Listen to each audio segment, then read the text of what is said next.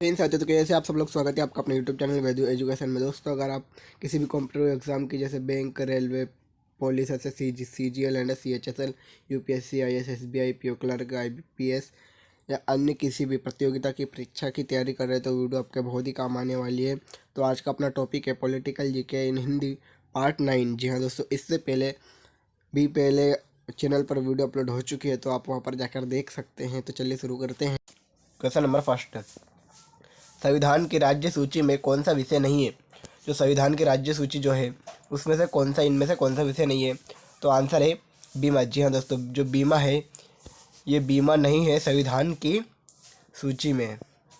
Question number 2, केंद्र और राज्यों के बीच वैधानिक शक्तियों का बंटवारा दिया हुआ है? कौन सी सूची में केंद्र और राज्यों के बीच वैधानिक शक्तियों का बंटवारा दिया हुआ है? तो आंसर है इसका 7वीं अनुसूची में। जी हाँ दोस्तों, 7वीं अनुसूची जो है 7वीं अनुसूची में केंद्र और राज्यों के बीच संवैधानिक शक्तियों का बंटवारा कर दिया गया है। क्वेश्चन नंबर 3, संविधान की कौन सी अनुसूची में क्षेत्रीय भाषा का उल्लेख है? जो क्षेत्रीय भाषाओं की जो क्षेत्रीय भाषा होती है वो संविधान की कौन सी अनुसूची में है? तो आंसर है इसका 8वीं अनुसूची में। जी हाँ दोस्तों, 8वीं अनुसूची में जो है जो संविधान की अनुसूची में क्षेत्रीय भाषाएं का उल्लेख है। क्वेश्चन नंबर 4, संविधान के 8वीं अनुसूची में सम्मिलित भाषाओं की संख्या कितनी है? जो संविधान की 8वीं अनुसूची जो है उसमें कितनी भाषाएं सम्मिलित है? तो आंसर है इसका 22। जी हाँ दोस्तों, 22 भाषा जो है सम्मिलित है अपने संविधान की 8वीं अनुसूची में। क्वेश्चन नंबर 5, संविधान के किस अनुच्छेद के अंतर्गत हिंदी को राजभाषा के रूप में दर्जा प्रदान किया गया है? जो संविधान के इनमें से कौन सा अनुच्छेद के अंतर्गत हिंदी भाषा को राजभाषा के रूप में दर्जा प्रदान किया है? तो आंसर है इसका अनुच्छेद 343 फर्स्ट में। जी हाँ दोस्तों, अनुच्छेद 343 फर्स्ट में संविधान के अनुसूची 343 फर्स्ट में हिंदी भाषा को राजभाषा के रूप में दर्जा दिया गया है। क्वेश्चन नंबर 6, किसी भाषा को किसी राज्य भाषा के रूप में अंगीकार करने का अधिकार किसको है? किसी भी भाषा, जैसे कोई सी भी भाषा है तो उसका राजभाषा के रूप में अंगीकार करने का अधिकार इनमें से किसको है? तो इसका आंसर है राज्य विधानमंडल को। जी हाँ दोस्तों, राज्य विधानमंडल जो है उसको यह अधिकार है कि वो कोई सी भी भाषा को राजभाषा के रूप में अंगीकार करे, स्वीकार करे।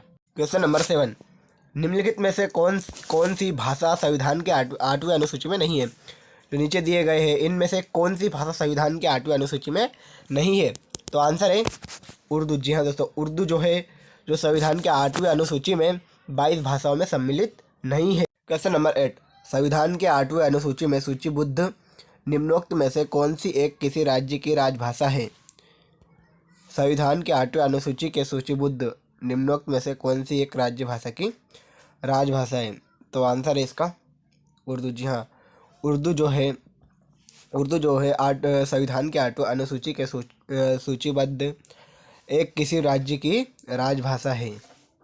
क्वेश्चन नंबर 9, कौन सी भाषा हमारे संविधान की 8वीं अनुसूची में सम्मिलित नहीं है? इनमें से कौन सी भाषा है जो अपने संविधान के 8वीं अनुसूची में सम्मिलित नहीं है? तो इसका आंसर है राजस्थानी। जी हाँ दोस्तों, राजस्थानी जो भाषा है वो अपने संविधान के 8वीं अनुसूची में सम्मिलित नहीं है। क्वेश्चन नंबर 10, भारत के किस राज्य में उर्दू को प्रथम राजभाषा का दर्जा प्रदान किया गया है? इनमें से कौन से राज्य हैं जिसमें से उर्दू भाषा को प्रथम राजभाषा का दर्जा दिया गया है? तो आंसर है जम्मू एवं कश्मीर। जी हाँ दोस्तों, जम्मू एवं कश्मीर जो है इसने प्रथम भाषा का दर्जा दिया है उर्दू को। नंबर 11, भारत के संविधान के अंतर्गत कितने प्रकार की आपातकालीन व्यवस्थाओं पर विचार किया जा सकता है? भारतीय संविधान के अंतर्गत कितने प्रकार की आपातकालीन व्यवस्था पर विचार किया जा सकता है? तो आंसर है इसका 3। जी हाँ दोस्तों, 3 प्रकार की आपातकालीन सेवाएं होती है। तो पहली जो है वो है राष्ट्रीय आपातकाल, और जो दूसरी है वो है राज्य आपातकाल, और जो तीसरी है वो वित्तीय आपातकाल है। ये 3 प्रकार की जो आपातकालीन स्थिति की व्यवस्था है इस पर संविधान के अंतर्गत विचार किया जा सकता है। क्वेश्चन नंबर 12, भारत का राष्ट्रपति किस प्रकार के आपातकाल की उद्घोषणा कर सकता है? जो भारत का राष्ट्रपति जो है जो तीनों प्रकार की जो आपातकालीन स्थिति होती है उसमें से वो कौन कौन सी की उद्घोषणा कर सकता है, घोषणा कर सकता है। तो आंसर है ये सभी। जी हाँ दोस्तों, राष्ट्रीय आपातकाल, वित्तीय आपातकाल एवं राज्य संवैधानिक आपातकाल। जी हाँ दोस्तों, आंसर हो जाएगा ये सभी। जो राष्ट्रपति जो होता है इनमें से सभी तीन भाषाओं का उद्घोषणा कर सकता है।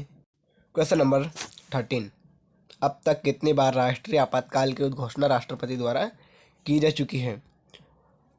जो राष्ट्रीय आपातकाल की जो वो है, वो राष्ट्रपति के बार कितनी बार घोषणा कर चुकी है, उद्घोषणा कर चुकी है? तो आंसर है 3 बार। जी हाँ दोस्तों, 3 बार। अब तक 3 बार राष्ट्रपति के द्वारा उद्घोषणा कर चुके हैं राष्ट्रीय आपातकाल की। नंबर 14, संविधान के किस अनुच्छेद के तहत राष्ट्रीय आपातकाल की उद्घोषणा राष्ट्रपति करता है? तो आंसर है अनुच्छेद 352। जी हाँ दोस्तों, 352 जो है इसमें राष्ट्रपति संविधान के अनुच्छेद 352 के तहत राष्ट्रीय आपातकाल की उद्घोषणा कर सकते हैं। नंबर 15, राष्ट्रपति राष्ट्रीय आपातकाल की उद्घोषणा किन परिस्थितियों में कर सकता है? जो राष्ट्रपति वो आपातकाल की घोषणा किन परिस्थितियों में कर सकता है? तो आंसर है ये सभी। जी हाँ दोस्तों, ये सभी। अगर युद्ध की या सशस्त्र विद्रोह या ब्रह्माकरण की अगर इनमें से कोई सी भी परिस्थिति बनती है तो जो राष्ट्रपति है वो आपातकाल की घोषणा कर सकते हैं। आंसर आएगा ये सभी, युद्ध, सशस्त्र विद्रोह, ब्रह्माकरण। क्वेश्चन नंबर 16, राष्ट्रीय आपातकाल की उद्घोषणा को संसद के समक्ष उसकी स्वीकृति हेतु रखा जाना आवश्यक है। तो राष्ट्रीय आपातकाल की उद्घोषणा को संसद के समक्ष उसको स्वीकारने और उसको रखा जाने के लिए कितने माह की ज़रूरत होती है, कितने माह के अंदर रखा जाना चाहिए? तो आंसर है 6 माह के अंदर। यह 6 माह के अंदर राष्ट्रीय आपातकाल की उद्घोषणा को संसद के समक्ष स्वीकारना और रखा जाना आवश्यक है। नंबर 17, देश के पहली बार राष्ट्रीय आपातकाल की घोषणा किन परिस्थितियों में कर सकता है? आंसर है 26 अक्टूबर 1962 में। क्वेश्चन नंबर 18, भारत में वित्तीय आपातकाल की घोषणा आज तक कितनी बार की गई? भारत में आज तक वित्तीय आपातकाल की घोषणा आज तक कितनी बार की गई है?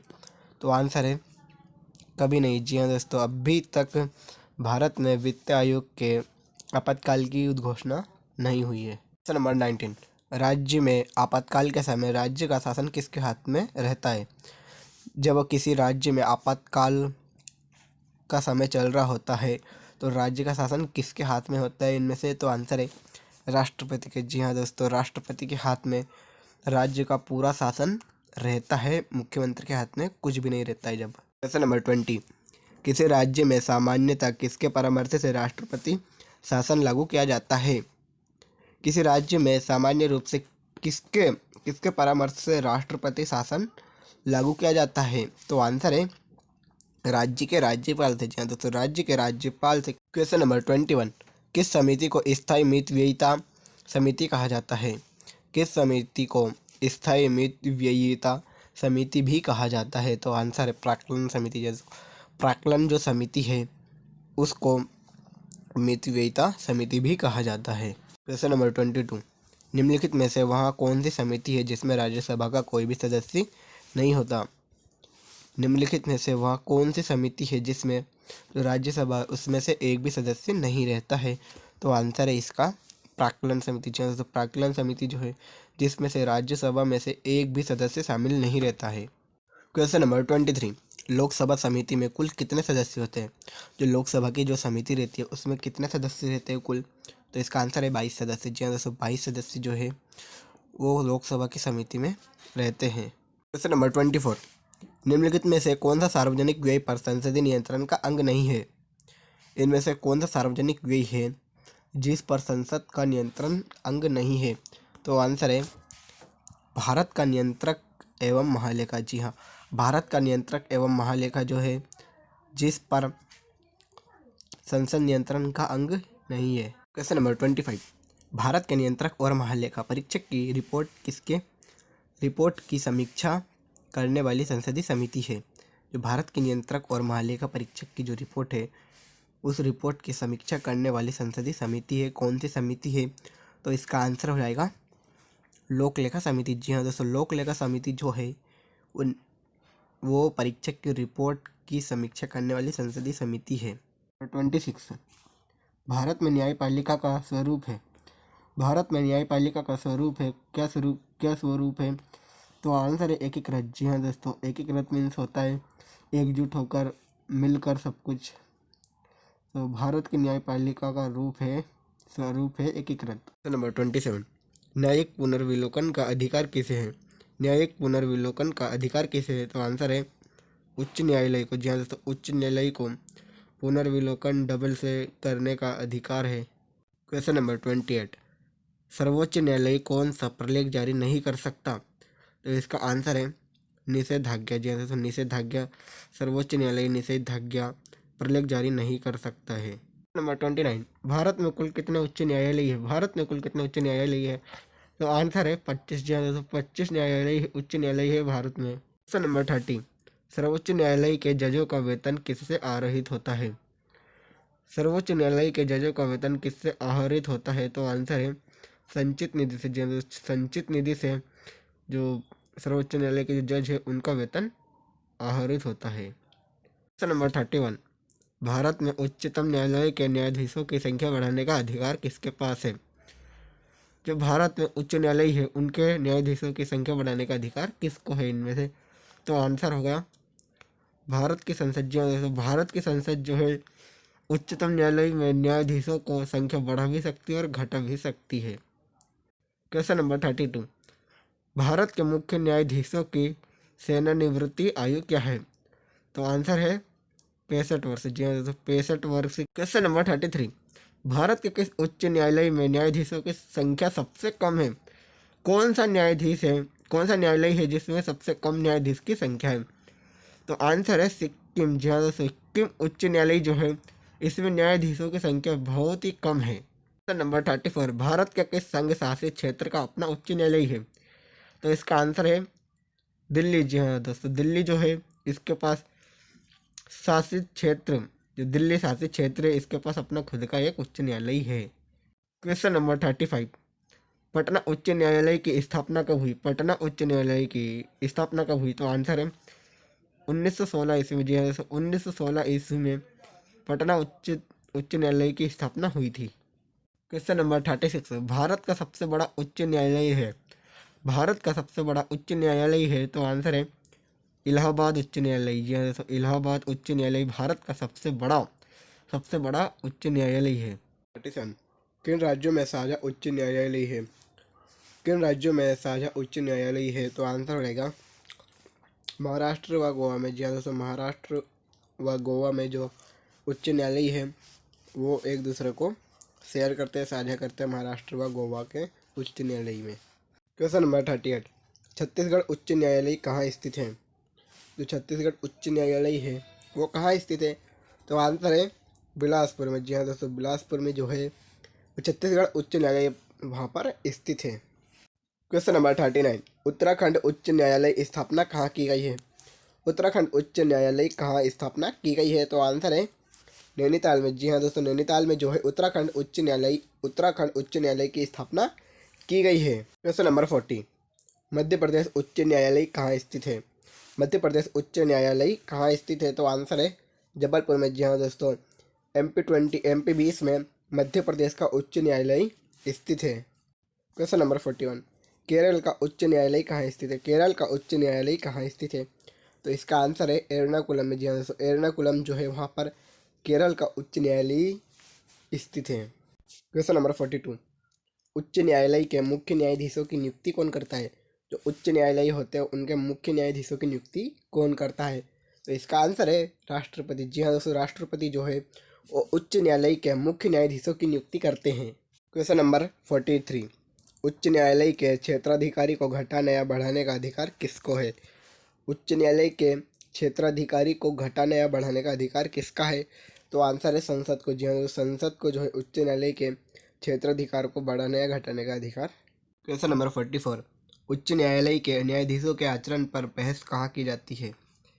संसद में, लोकसभा में या विधानसभा में? तो आंसर रहेगा इनमें से कोई नहीं। जी हाँ दोस्तों, जो उच्च न्यायालय के न्यायाधीश के उनके आचरण पर बहस नहीं कर सकते हैं। क्वेश्चन नंबर 45, किसी न्यायाधीश को एक उच्च न्यायालय से दूसरे में स्थानांतरित करने का अधिकार निम्नलिखित में से किसको है? यानी किसी न्यायाधीश को एक उच्च न्यायालय से दूसरे उच्च न्यायालय में स्थानांतरित करने का अधिकार किसको प्राप्त है? तो आंसर हो जाएगा भारत के राष्ट्रपति को। जी हाँ, तो भारत के राष्ट्रपति को यह अधिकार है। क्वेश्चन नंबर 46 है, उच्च न्यायालय के मुख्य न्यायाधीश पद पर नियुक्ति होने वाली प्रथम महिला कौन है? उच्च न्यायालय के मुख्य न्यायाधीश पद पर सर्वप्रथम नियुक्ति होने वाली प्रथम महिला कौन है? तो आंसर हो जाएगा लीला सेठ। जी हाँ दोस्तों, लीला सेठ ही है जो उच्च न्यायालय के प्रथम पद पर नियुक्ति हुई थी।